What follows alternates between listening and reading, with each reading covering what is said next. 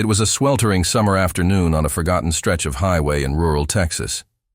Elon Musk was making the long drive from Austin to Brownsville to visit the SpaceX Starbase facility, a rare solo journey without his usual entourage. He had deliberately chosen to drive himself, wanting time alone to think through the mounting challenges facing his companies. Tesla's stock had been volatile for weeks. Production delays at the Berlin Gigafactory were causing investor concern. And the ambitious timeline for getting humans to Mars was looking increasingly difficult to achieve. For once, the billionaire entrepreneur wanted to escape the noise. No advisors, no assistants, just the open road and his thoughts. That's when the warning light on his vehicle's dashboard began to flash. The Tesla Model S, which Musk had chosen for the journey instead of something more ostentatious, was alerting him that he needed to recharge soon. According to the navigation system, the nearest Supercharger station was 127 miles away. Too far to reach with his current battery level. Perfect timing, Musk muttered to himself. He was in the middle of nowhere, with only local AM radio for company and the Texas sun beating down mercilessly. The navigation system indicated a small town 5 miles ahead, so Musk had little choice but to hope they had charging facilities, or at the very least, standard electrical outlets he could use for a slow charge. As he pulled into the nearly abandoned town of Willow Creek, population 352 according to a faded sign, Musk spotted a rundown gas station at the edge of the main street. The Johnson's Gas and Repair sign was sun-bleached and partially falling from its mount. Next to the ancient pumps stood a lone electric charging point, so outdated it might have been one of the very first installed in the state. Musk pulled up beside it, his sleek Tesla looking completely out of place against the backdrop of peeling paint and rusty metal. As he stepped out of the car, the oppressive heat hit him immediately. The station appeared deserted except for a weathered pickup truck parked to the side. "Hello?" Musk called out, peering through the dirty windows of the small attached convenience store. No response. He was about to try the charging point, doubtful it would be compatible with his vehicle, when the door to the repair shop swung open. From the dim interior emerged an elderly black man, wiping his hands on a rag. He wore faded overalls with the name Walter stitched above the pocket, and his face bore the deep lines of someone who had spent decades under the harsh Texas sun. Musk estimated he must have been in his late 70s, possibly older.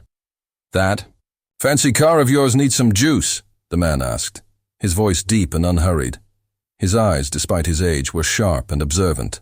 "Yes, though I'm not sure this charger will work," Musk replied, gesturing toward the outdated unit.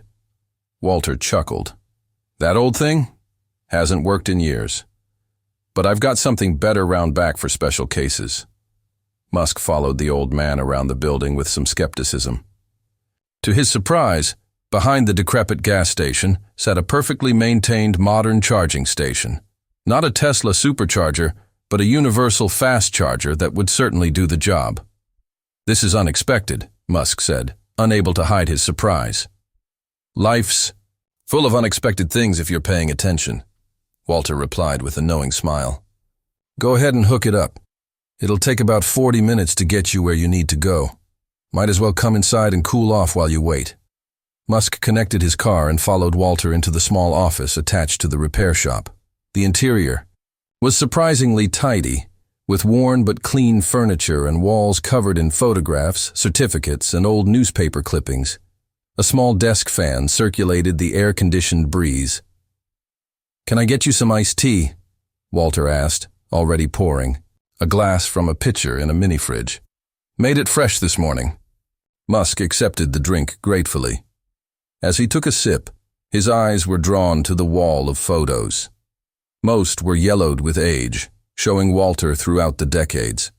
As a young man in what appeared to be a research lab, standing with groups of scientists, and even one where he was shaking hands with someone who looked like a NASA official from the 1960s. "You worked for NASA?" Musk asked, pointing to the photo. Walter nodded. "Sure did. Spent 22 years there as an engineer. Worked on the Apollo program, Space Shuttle, and a few other things most folks never heard about. Musk nearly choked on his tea. You're an aerospace engineer? What are you doing running a gas station in the middle of nowhere? Walter leaned back in his chair and studied Musk for a moment before responding. Life takes unexpected turns, young man. After my wife passed in '97, I came back to my hometown to sort out my thoughts. Meant to stay a week. That turned into a month, then a year. My sister was getting older and needed help. The man who owned this place was looking to retire. One thing led to another. He gestured around the office. This wasn't the plan, but plans change. Musk was now fully engaged, his earlier preoccupations temporarily forgotten. But your expertise, your knowledge, doesn't it feel wasted here? Walter's expression turned serious. Now that's where you're wrong. And that right there is what I see as the biggest blind spot for smart folks like yourself. What do you mean? Musk asked, genuinely curious. You think value only exists where there's recognition, where there's scale, where there's some grand. Ambition being fulfilled, Walter said, his voice carrying the weight of deep conviction. But that's just one kind of value. There's also value in being where you're needed, in making a difference right where you are, even if only a few people ever notice.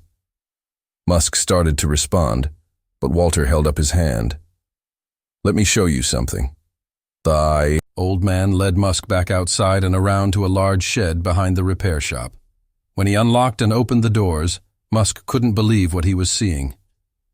Inside was a meticulously organized workshop filled with cutting-edge tools, 3D printers, computer equipment, and in the center, what appeared to be a partially constructed solar-powered water purification system.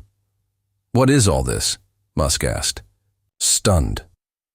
This county has had water quality issues for decades, Walter explained. The big companies aren't interested in solving problems for just a few hundred people, and the town can't afford their solutions anyway. So I've been developing this system for the past 5 years. It's almost ready. He walked Musk through the design, speaking in the precise technical language of a seasoned engineer. The system was ingenious, more efficient than anything currently. On the market, using a fraction of the materials, and designed to be maintained by people with minimal technical training. This could help millions of people in water-scarce regions, Musk said, examining the schematics on a workbench. It could, Walter agreed. But first, it's going to help the 352 people who live here. Then maybe the next town over. I'm not thinking about millions yet.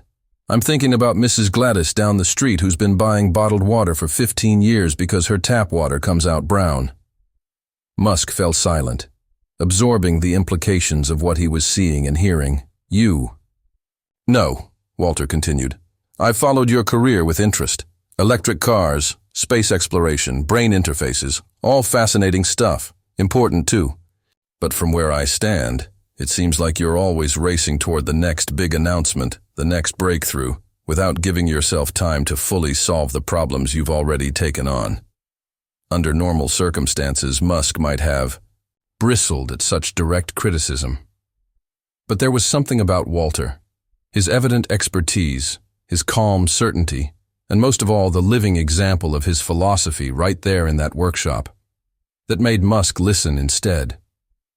When I was at NASA, Walter went on, I learned that the most dangerous time in any mission wasn't during the spectacular moments, the launch or the landing. It was in the quiet middle, when complacency could set in, when people would start looking ahead to the next mission instead of focusing on the one they were in. That's when mistakes happened. He led Musk back to the office, where he pulled out a folder from his desk drawer. I've been keeping notes on some issues I've observed with the Tesla charging architecture, he said, handing Musk several pages of detailed technical analysis. Been working on a few potential solutions too. Nothing fancy, but sometimes the simplest fixes make the biggest difference. Musk scanned the pages, his expression growing increasingly surprised as he realized the depth and accuracy of Walter's insights. These were subtle problems that his own teams had been struggling with for months, yet here were elegant solutions sketched out by a retired engineer in a rural gas station. This is remarkable, Musk admitted. How did you even access the systems to identify these issues? Walter smiled. I still have friends in interesting places, and I've got plenty of time to think out here. As the charging station outside beeped to indicate the Tesla was ready for continued travel, Musk found himself reluctant to leave. The conversation had shifted to the philosophical underpinnings of sustainable technology development, and Walter's perspective was unlike any he regularly encountered in his circles of tech entrepreneurs and venture capitalists. You know what your companies really need? Walter asked as Musk prepared to depart. Not another brilliant engineer pushing the boundaries. You've got plenty of those. What you need is someone who understands that technology is ultimately about serving human needs, not just human wants or human ambitions. He handed Musk one final document, a detailed proposal for a division within Tesla focused on developing simplified, rugged versions of their technologies specifically designed for underserved communities. The future isn't just in making the best technology for those who can afford it, Walter said. It's in making good enough technology for everyone else. Musk stood by his car, the Texas sun now lower in the sky, casting long shadows across the gas station forecourt. He felt oddly humbled, a sensation he rarely experienced in his day-to-day life, surrounded by people who either worked for him or wanted something from him. I'd like to talk more, Musk said finally. Would you consider coming to visit our facilities in Austin? Walter shook his head. Can't leave right now. My sister needs me and this water system isn't going to finish itself. But you know where to find me. He handed Musk his card. Simple white cardstock with just his name and a phone number. I'm not on any social media, so you'll have to call the old-fashioned way. As Musk drove away, he found his mind racing with new ideas and perspectives. The problems that had seemed so overwhelming that morning now appeared in a different light. Walter's words about focusing on the mission you're in, about the quiet middle being where the real work happens, about technology serving human needs rather than wants, all of it resonated in a way that surprised him. 3 weeks later, Tesla announced a new initiative, the Grassroots Technology Division, focused on developing simplified, rugged versions of their sustainable energy products for deployment in underserved communities. The press release mentioned a partnership with a rural Texas engineering consultant, though no specific name was given. 6 months after that chance meeting, the first community-scale water purification system based on Walter Johnson's design was installed in Willow Creek, Texas. Elon Musk was present for the ribbon-cutting ceremony, standing not at the center of attention as usual, but off to the side while Walter explained the system to the gathered townspeople. When asked by a reporter about this seemingly unusual focus for Tesla, Musk's response was uncharacteristically reflective. Sometimes you find wisdom in unexpected places. I stopped for a charge and ended up with a change in perspective that's affected every decision I've made since.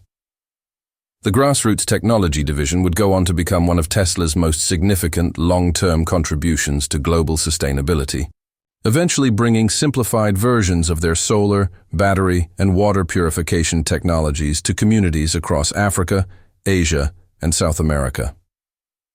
As for Walter Johnson, he continued to live in Willow Creek, operating his gas station and charging point, and working on new inventions in his workshop. He declined all offers of executive positions or public recognition, preferring to maintain his quiet life.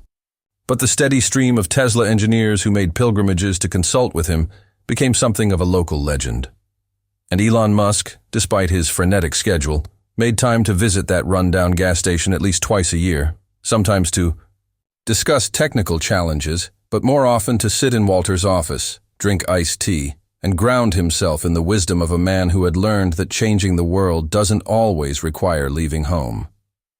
Years later, when asked in an interview about the most influential meeting of his career, Musk wouldn't mention any famous investors, politicians, or celebrities. Instead, he would simply say, "A gas station attendant in rural Texas once told me that the most dangerous part of any mission is the quiet middle. That's when you need to focus hardest. Not on what's next, but on what's now." That conversation changed how I approach every problem, every company, and every day since. For sometimes, the most profound wisdom comes not from those who have achieved the most spectacular success, but from those who have found contentment in the purposeful pursuit of making a difference exactly where they are. Have you ever met someone who profoundly changed your perspective, or found wisdom in an unexpected place? Share your story in the comments below. If this encounter between Elon Musk and a retired NASA engineer turned gas station attendant resonated with you, don't forget to subscribe to Impact Stories for more powerful moments that changed lives forever. We bring you new, meticulously researched stories every week that reveal the human side of today's most influential figures. Hit the notification bell so you don't miss our upcoming story about how Jeff Bezos discovered an elderly janitor with an extraordinary mathematical gift who now silently shapes Amazon's most crucial algorithms. Remember, sometimes the most meaningful impact happens not in the spotlight, but in those quiet moments when we're open to learning from unexpected sources. See you in our next Impact Story.